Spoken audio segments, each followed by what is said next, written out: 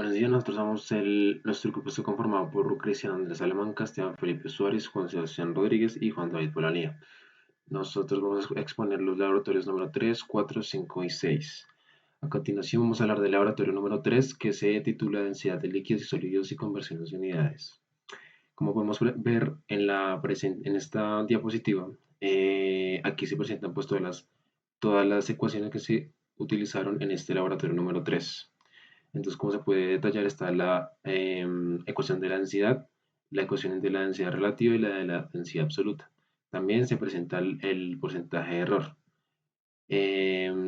Bueno, más adelante explicaremos por qué se presenta esta ecuación del porcentaje de error.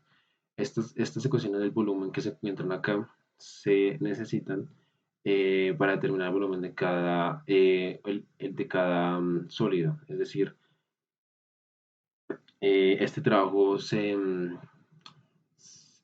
trabajo necesita hallar la densidad de los sólidos y de los líquidos. Entonces, para poder tener la densidad de los sólidos, es decir, la masa sobre el volumen, pues necesitamos el volumen. Entonces, por ejemplo, esta ecuación es del volumen de la esfera, esta ecuación es del volumen del cilindro y esta es la ecuación del volumen del cubo. Además de estos datos del volumen de cada sólido, también necesitamos hallar el radio, la altura y pues los lados, la longitud de los lados de cada elemento según corresponda. Esto con el fin de pues, hallar el volumen con el método geométrico. Y también se presenta acá en el lado izquierdo, está cómo se halló la densidad de cada esfera con el método Arquímedes. Estos son los dos métodos que se utilizaron y de los que se trata la práctica del laboratorio, el de Arquímedes y el geométrico. Por otro lado, también se presenta cómo se halló la densidad por parte de los líquidos. Entonces acá tenemos el agua, el etanol y la muestra problema. Acá encontramos la masa del pignómetro vacío, que esta se determinó, bueno, acá está determinado, y este valor de la masa del pignómetro nos sirve para obtener el volumen del pignómetro. Entonces lo que se hizo fue utilizar la masa y volver a utilizarlo con la fórmula del volumen para hallar el volumen del pignómetro. Entonces acá está la masa sobre la densidad del agua a 18 grados centígrados. Es acá. Em, Acá tenemos una demostración de cómo se halló la densidad en el método pignómetro y el método de la pipeta. Entonces se utilizó los datos de la masa, el volumen y obtenemos aquí la densidad utilizando la fórmula anterior. Lo mismo con el método de la pipeta, esto con el fin de determinar cuál de los dos es el mejor método que se utilizó. Bueno, listo, pasamos al siguiente, por favor. Sobre el análisis de resultados, aquí podemos observar pues la conclusión de la densidad de cada uno de los sólidos y la densidad de cada uno de los líquidos. Aquí está la agua, el etanol y la muestra del problema, con su respectivo método utilizado, el pignómetro y la pipeta, y por su porcentaje de error. Ya ese porcentaje de error, por ejemplo, acá tenemos un ejemplo, se halló con el valor teórico menos el valor experimental sobre el valor teórico por 100. Y bueno, en este caso fue el etanol. Y acá este mismo ejercicio se hizo con todos los sólidos y con todos los líquidos. Aquí se tienen los resultados de esta operación, de este uso de ecuaciones. Y esto se hizo con el fin de determinar el primer objetivo de este practicable laboratorio, que es saber cuál es el mejor método para determinar la densidad absoluta de los sólidos. En este caso, en conclusiones, podemos observar que es el Arquímedes, ya que el Arquímedes nos muestra una mejor precisión, una mejor exactitud en este ejemplo, que es la densidad de la esfera, que es de material cobre. Podemos observar que el Arquímedes tiene un menor error de porcentual. Este sería el error porcentual y esta sería la densidad relativa y absoluta. Y aquí estaría pues el porcentaje de error. Entonces en este caso podemos decir que el método de Arquímedes es más exacto y más preciso. Y por el otro lado, en el método del pignómetro o la pipeta, se puede decir para determinar la densidad del agua, se puede decir que el más exacto y el más preciso es el pignómetro, ya que podemos ver los resultados que da un 0%, da un menor resultado de porcentaje que el de la pipeta. Y ya, pues este sería el laboratorio número 3. Bueno, el cuarto laboratorio, ley de la conservación de la masa y clasificaciones de reacciones químicas. En resultados tuvimos una masa inicial del cobre de 0.0303 gramos y pues la masa del cobre obtenida al final del laboratorio fue de 0.0152 gramos. En tipos de reacciones tuvimos una reacción de cobre más ácido nitrítico en la primera parte, y nos dio igual a un nitrato de cobre pues acuoso y dióxido de nitrógeno. Después en la segunda parte pues tuvimos un nitrato de cobre y le añadimos hidróxido de sodio y esto nos dio un hidróxido de cobre y nitrato de sodio. Después en el tercero tuvimos un hidróxido de cobre que llegó a someterse a calor y pues nos dio un óxido de cobre. Y en el 4 tuvimos un óxido de cobre más ácido clorhídrico y pues esto nos dio un cloruro de cobre. Y después en el quinto tuvimos un cloruro de cobre más magnesio y pues recuperamos pues el cobre. Después en análisis de resultados, pues en la primera, la combinación del cobre y el ácido nitrítico, vemos un doble desplazamiento ya que se intercambian pues elementos. En el segundo, las dos soluciones se mezclan y forman un compuesto sólido insoluble en agua. El compuesto, el compuesto sólido insoluble en agua y por el compuesto caerá o se precipitará. En el tercero vemos el hidróxido de cobre, pues que se precipita como un sólido en la solución, mostrando un color oscuro como vemos en la imagen. En el cuarto podemos ver cómo el cobre se une con el cloro, sustituyendo el oxígeno, formando un cloruro de cobre.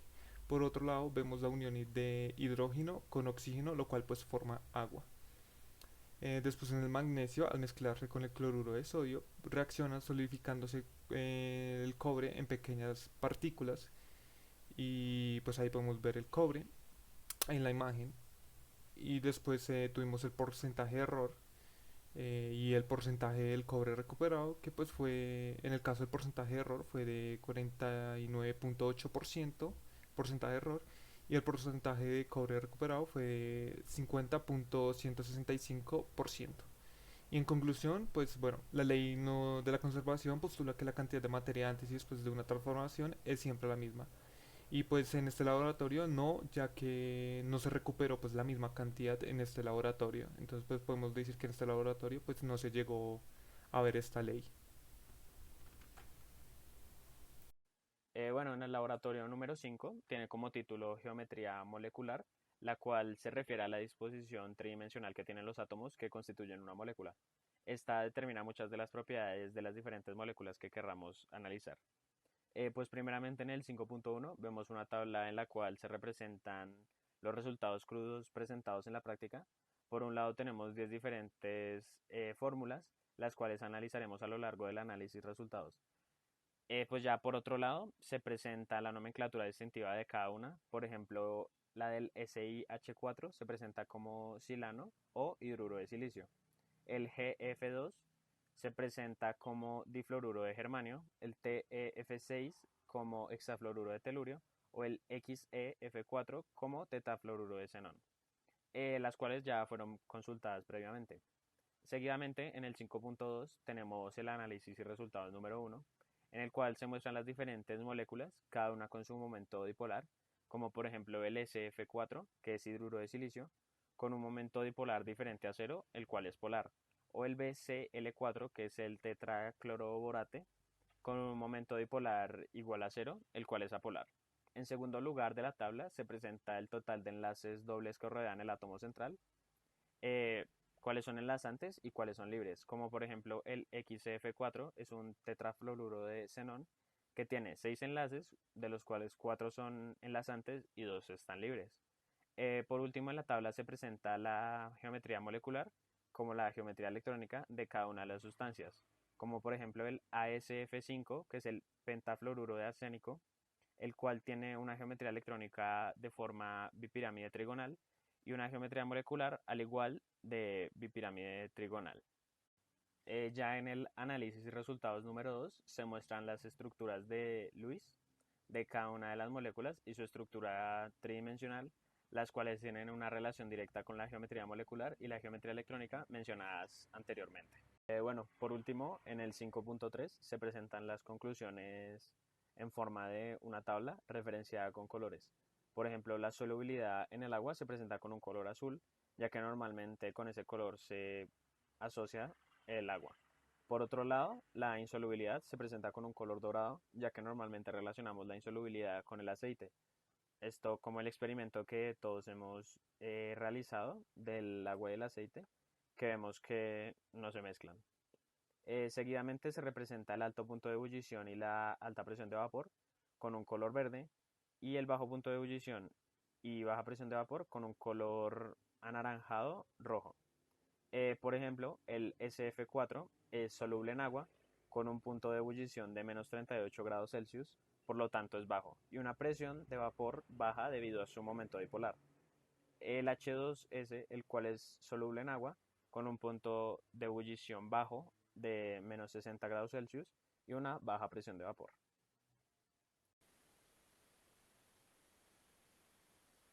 Bueno, para el laboratorio número 6 tenemos la identificación de fusiones químicas en sustancias inorgánicas.